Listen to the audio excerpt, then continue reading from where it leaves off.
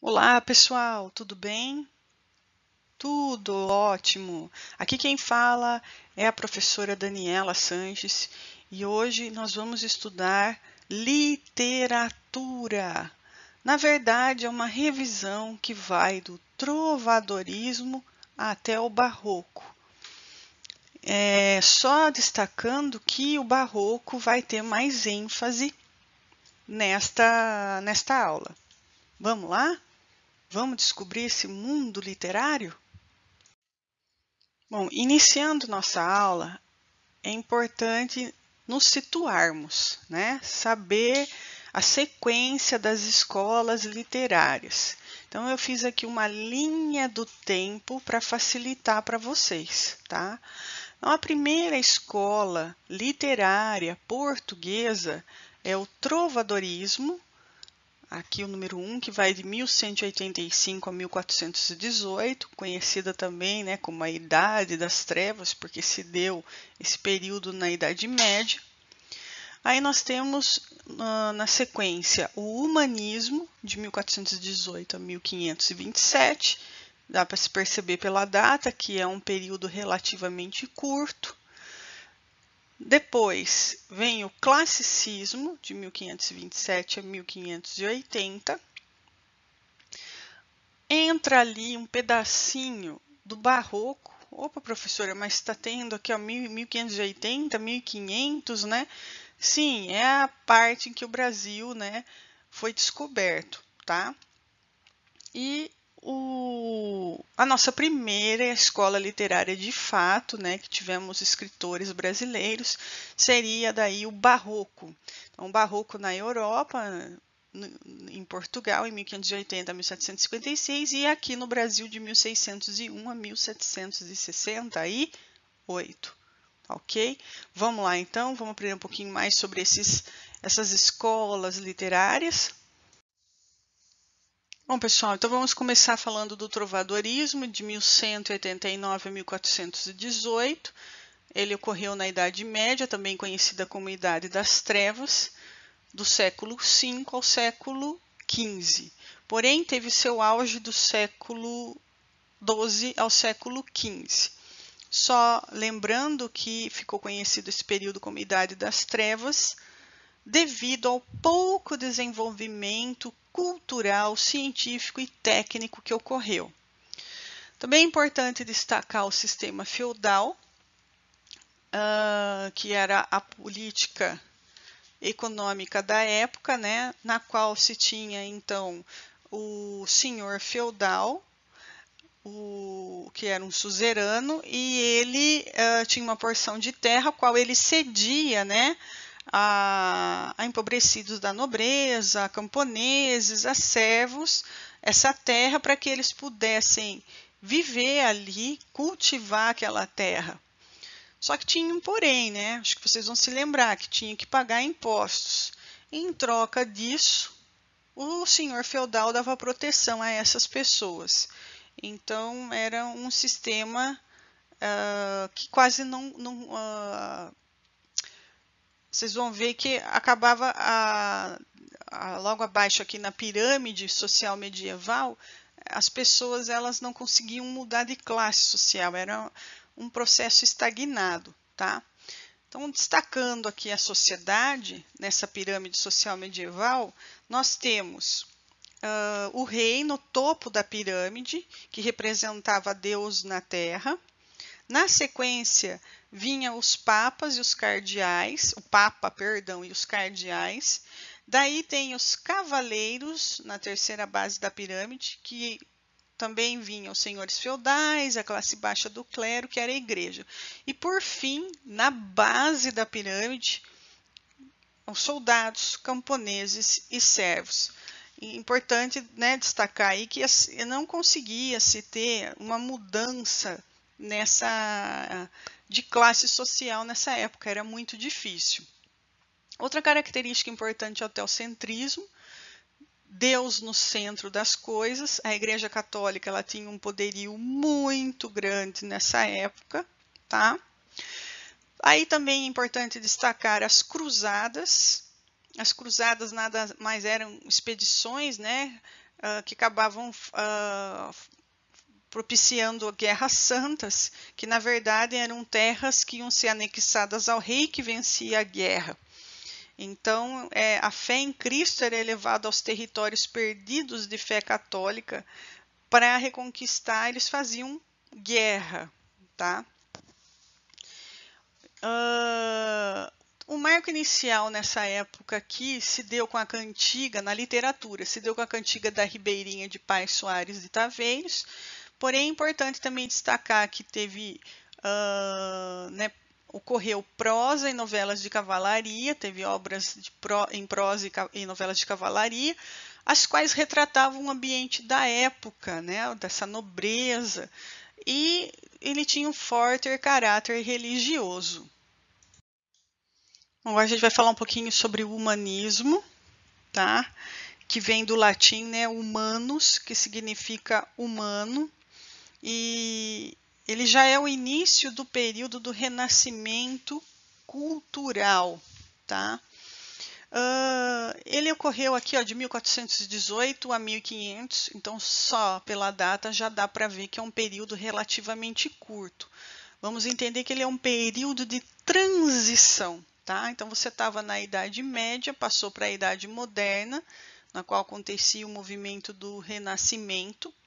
Você tinha uma política econômica, né, de feudalismo e passa a ter o mercantilismo, que são práticas econômicas aí realizadas nos reinos europeus. Você tinha o teocentrismo no trovadorismo, que era Deus no centro, e agora você passa a ter o homem no centro, antropocentrismo. Antropo é homem, né? E o centrismo é o centro. Então, o homem no centro passa a se valorizar mais o homem. Surge uma nova classe social, surge a burguesia. Lembrando que houve uma migração, né, do campo para a cidade. Essas cidades eram chamadas de burgos, né? Então, consequentemente, as pessoas que viviam nos burgos, que tinham essa prática mercantilista, eram a burguesia, né? Aí nós temos também o período das grandes navegações, que Portugal vinha realizando, né? E acabou tendo o achamento do Brasil aí. E também vai se destacar aqui a laicização. O que é a laicização? É retirar a influência religiosa, tornar, né, as coisas de uma forma laica. Então, inicia esse período de laicização. Também dentro do humanismo, a gente tem a reforma protestante, que é a reforma de Martinho Lutero, né? E como resposta à reforma protestante, nós vamos ter a Igreja Católica aqui fazendo a Contra-Reforma. É um período também que a língua portuguesa ela se consolida, e há uma valorização muito grande da figura do ser humano, como falei lá no início, né? Que é um período que volta para o ser humano, a valorização do corpo humano e das suas emoções. Destaca-se na literatura as crônicas históricas de Fernão Lopes, ele que foi o pai da historiografia em Portugal, e ele tinha como característica, né, fazer críticas à sociedade portuguesa. Também destaca-se na literatura o cancioneiro geral, que na verdade eram poesias palacianas. O que são poesias palacianas? São as poesias, né, que falam-se da vida da nobreza dentro dos palácios, publicada por Garcia de Rezende em 1516, no qual continha mais de 1000 poemas de 300 autores. Então, aqui já começa, né, a ter um registro da literatura através dessas publicações. Destaca-se também o autor Gil Vicente, com o Teatro de Gil Vicente, né? Ele foi considerado o primeiro grande dramaturgo de Portugal, o gênero dramático aí. E pode-se citar algumas obras dele, como O Alto da Barca do Inferno, A Farsa de Inês Pereira, entre outros. Agora a gente vai falar um pouquinho do classicismo, que foi de 1527 a 1580, e aí ele ocorreu na Idade Média, no período do Renascimento, sendo que na literatura nós vamos ter como destaque o movimento classicista, né? Ou também chamado classicismo. O que foi o classicismo? Foi um amplo resgate de formas e valores da cultura clássica greco-romana. Então, nesse período do Renascimento, buscou-se resgatar, né, a cultura clássica, ou seja, a cultura baseada nos gregos e romanos. Também outra forte característica desse período foi o antropocentrismo, que já vinha do humanismo, né? Ele se consolidou aqui, né? Que é a valorização do homem, o homem no centro das atenções, o homem como protagonista. Também vai ter como característica o hedonismo, que seria que são os prazeres materiais e sensoriais. Então, antes não podia degustar uma boa comida, vestir uma boa roupa, agora é permitido, né, nesse novo período. Uma característica muito importante é o racionalismo, que a razão, agora o homem passa a entender que a razão ela é tão importante quanto a fé. Né? Ela não se sobrepõe mais à fé sobre a razão, mas o homem entende que ela está no mesmo patamar que a fé. Tanto é que nesse período é importante destacar que nós temos o autor na literatura portuguesa, Luís Vaz de Camões, que ele tenta definir aqui, né, pela primeira vez, o que é o amor de uma forma racional. É muito interessante. Então fica a dica aí para vocês do soneto 18 de Camões. Ainda falando de classicismo, nós temos o naturalismo, que era a observação da natureza por parte do homem, e aí ele empregava a arte da mimese, né? O que seria? Ele tentava imitar a natureza. Nesse período, o homem tinha uma visão otimista, e também é importante falar que individualista, porque ele acreditava no progresso, na capacidade humana, por conta dele mesmo, né? E, consequentemente, houve um progresso social em todas as áreas, tanto na ciência quanto na política e religião. Quem patrocinava todo esse período de renascimento aí foi o mecenato, que na verdade eram nobres mercadores, homens ricos que financiavam, né, ou um artista ou um cientista. Eles eram também chamados de mecenas, protetores da arte e das ciências.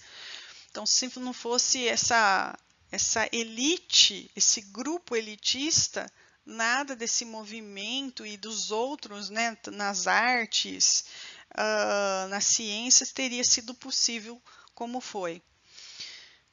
Houve muita produção nessa época de obras, então elas foram divididas em 3 grandes períodos, em 300, 400 e 50, tá? Então, elas foram divididas aqui por períodos, tá?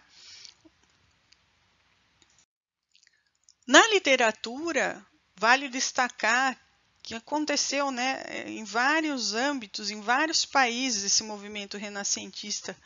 E na Inglaterra a gente destaca William Shakespeare com Romeu e Julieta, né? Tem na Inglaterra Miguel de Cervantes.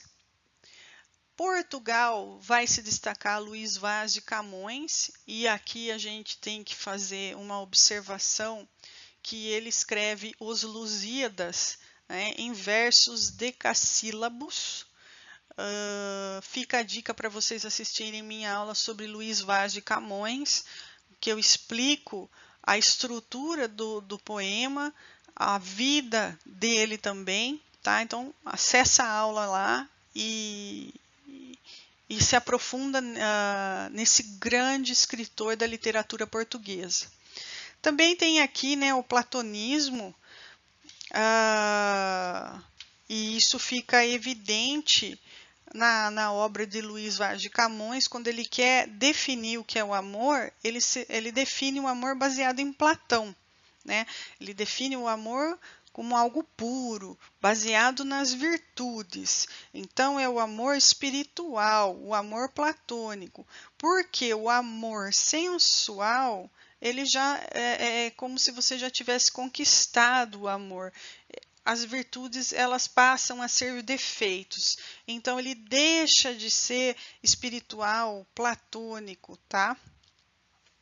Ele deixa de ser ingênuo, né? E aí há um conflito, né? Então, é tipo assim, quando a pessoa se apaixona, ela está num amor platônico, tudo é perfeito, né? As virtudes, tudo é enaltecido.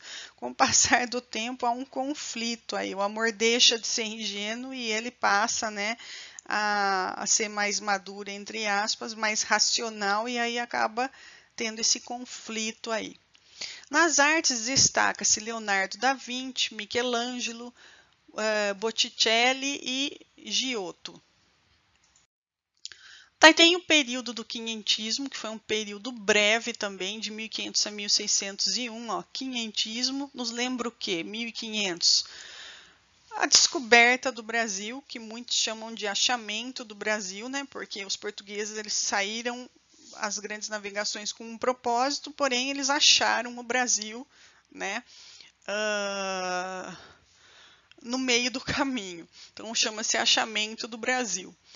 Bom, o quinhentismo é a denominação genérica de todas as manifestações literárias ocorridas no Brasil durante o século XVI. Porém, não se trata de literatura genuinamente brasileira. Então, se o Brasil, né, se os portugueses chegaram no Brasil em 1500, o que houve nesse período foi uma literatura de homens europeus e não de homens brasileiros nesse período. Isso que tem que ficar claro. Por isso que muitos autores não consideram, né, como uma literatura ainda brasileira, porque não houve nenhuma produção de obra aqui no Brasil. Eu digo assim, não houve nenhuma produção de obra aqui no Brasil por parte de brasileiros, né? Houve por parte de europeus. Aí destaca-se a literatura informativa, e tem que se dar o destaque aqui para a carta de Caminha, na qual ele é uma literatura totalmente descritiva, né? Ele faz uma descrição da Terra Nova, do Brasil. Ele fala da floresta, da fauna, dos seus habitantes, do costume, que são muito diferentes dos europeus. Então, trata-se de uma literatura informativa. Outra literatura que nós vamos encontrar nesse período é a jesuítica, que é a consequência da Contra-Reforma. Por quê?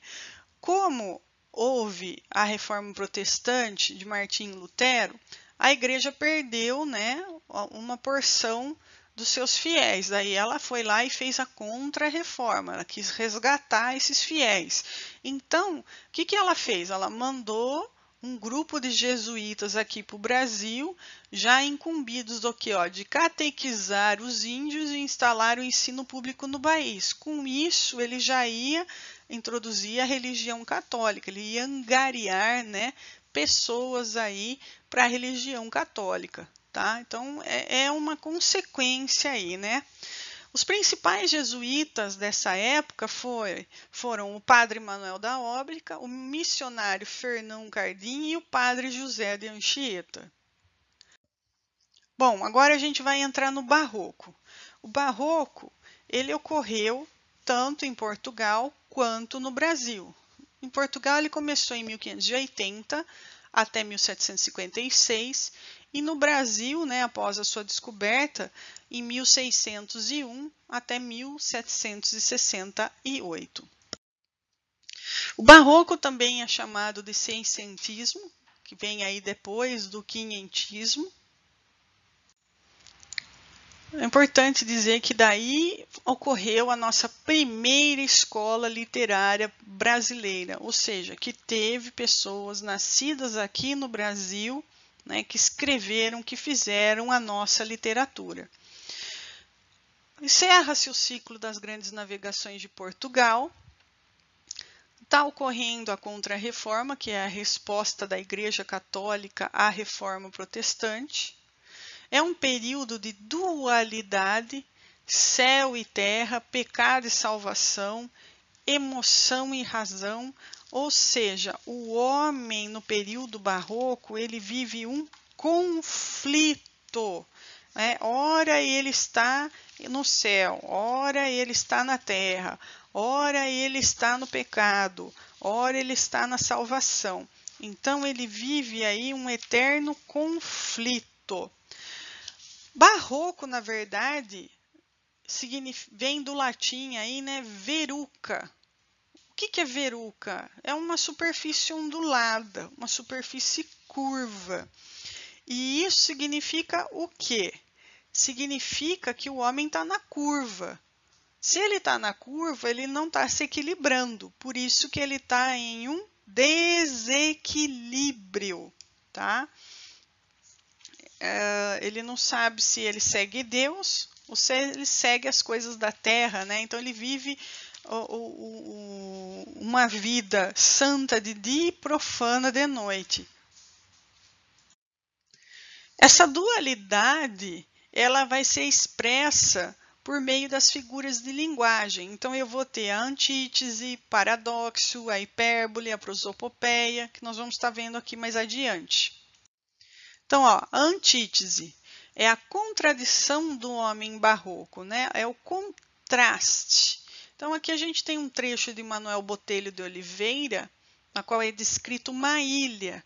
E vocês vão estar vendo que ele salienta, ó, elementos contrastantes. Então, ó, vista por fora é pouco apetecida, porque aos olhos por feia é parecida. Porém, dentro habitada é muito bela, muito desejada. É como a concha tosca e deslustrosa, que dentro cria a pérola formosa. Então, é o contraste, né, do feio com o bonito. Então, olhando de fora é feio, mas por dentro é bonito. Então, ficou muito presente essa figura de linguagem aí no barroco, a antítese. Também vai ter a presença do paradoxo. Quem não lembra, né, a união de duas ideias contrárias num só pensamento. Ele opõe-se ao racionalismo, e aqui a gente tem um trechinho de Gregório de Matos. Ó. O ardor em firme coração nascido, pranto por belos olhos derramado, incêndio em mares de água disfarçado, rio de neve em fogo convertido. Então, é nítido, né? Ó, pranto em belos olhos, incêndio em mares, neve em fogo, são ideias opostas, há um paradoxo. A hipérbole é o exagero, né? Então, vai se traduzir aqui na grandiosidade, no exagero das coisas. Aí a gente tem outro trechinho aqui de Gregório de Matos, para elucidar isso, ó, é a vaidade, Fábio, nesta vida. Rosa que da manhã lisonjeada, púrpuras mil com ambição dourada, airosa rompe, arrasta presumida. E também tem a prosopopeia, né, que é a personificação dos seres inanimados, você transformando um objeto, algo, né, com características de uma pessoa. Aqui a gente vai observar isso num trecho do Padre Antônio Vieira. Ó. No diamante agradou-me o forte, no cedro o incorruptível, na águia o sublime, no leão o generoso, no sol o excesso de luz. Voltando a falar então agora do barroco, nós vamos ter outros temas, né, importantes, outras características importantes nele, como a fugacidade, que é presente também nessa época, que tudo é passageiro, tudo é instável. Tem também outra característica que é o pessimismo, que seria a incerteza da vida, o medo da morte. Tem o feísmo, que é uma atração por cenas trágicas que acontecem nesse período, por aspectos cruéis. Por isso que nas artes a gente vai ver que as imagens são deformadas pelo exagero dos detalhes, né? Então há uma ruptura entre a harmonia e o equilíbrio. E fazendo aqui um retrospecto, né, o homem está então na curva, ele está sempre em conflito. E esse conflito ele expressa aqui uma tensão religiosa entre a razão e a fé, né? Ele tenta conciliar o teocentrismo e o antropocentrismo o tempo todo. Ele vive esse conflito o tempo todo. Então ele leva uma vida profana e uma vida sagrada. De noite ele peca, de dia ele pede perdão, tá? O barroco ele vai também apresentar duas fases, né? Duas faces, perdão. A do cultismo e a do conceptismo. O cultismo ele é também chamado de gongorismo, né? Que teve a influência do poeta aí. Nada mais é do que um formalismo, uma produção do texto que foca em jogo de palavras, cheio de enfeites, tá? Então a gente vai ver um exemplo aqui, ó, de Gregório de Matos. Ao braço do menino Jesus de Nossa Senhora das Maravilhas, a quem infiéis despedaçaram, o todo sem a parte não é todo, a parte sem o todo não é parte, mas se a parte o faz o todo, sendo parte, não se diga que é parte sendo todo. Eu também vou ter a outra face, que seria o conceptismo, também chamado de quevedismo. Aqui se trata do jogo de ideias. Então, vai se trabalhar com uma linguagem conotativa, ela vai chegar no seu ápice, tá? É um texto formal com ideias complexas. Fica muito visível aqui o racionalismo. Aí nós temos, então, um exemplo do Padre Antônio Vieira, ó. Para um homem se ver a si mesmo, são necessárias 3 coisas: olhos, espelho e luz. Se tem espelho e é cego, não se pode ver por falta de olhos. Se tem espelhos e olhos e é de noite, não se pode ver por falta de luz. Logo, a Mister Luz, a Mister Espelho e a Mister Olhos. Agora, falando um pouquinho do barroco no Brasil, né, que ele começou em 1601, nós temos como grande destaque o autor Gregório de Matos, também conhecido aí como Boca do Inferno. Por quê? Porque devido às suas críticas, né, principalmente à elite baiana, na qual ele utilizava palavrões. A gente vai estar vendo mais adiante. Então, a obra de Gregório de Matos ela vai se dividir em lírica, na qual vai ter uma dualidade semântica e lexical, ou seja, vão ser textos com contradições. Vai também ter a poesia religiosa, que é a relação entre Deus e o homem, e aí vale a pena citar aqui, né, o poema a Jesus Cristo, essa obra que ele fez. No qual a gente volta a falar que o homem de noite ele vivia, né, na esbórnia e de dia ele ia para a igreja pedir perdão. Nesse poema aqui ele quer fazer o homem chegar perto de Jesus Cristo, então é interessante depois vocês darem uma lida, né, e ter conhecimento sobre. E aí a gente tem a poesia satírica, né, que visa criticar a sociedade baiana e ele acaba utilizando até de palavrões. Então, lembrando que ele nasceu na Bahia, então ele vai criticar a sociedade baiana e ele critica todas as classes sociais da Bahia. Ele critica o escravo, o comerciante, o padre, o governador, Deus, todo mundo tem defeito para ele, tá? Até a própria cidade ele vai criticar.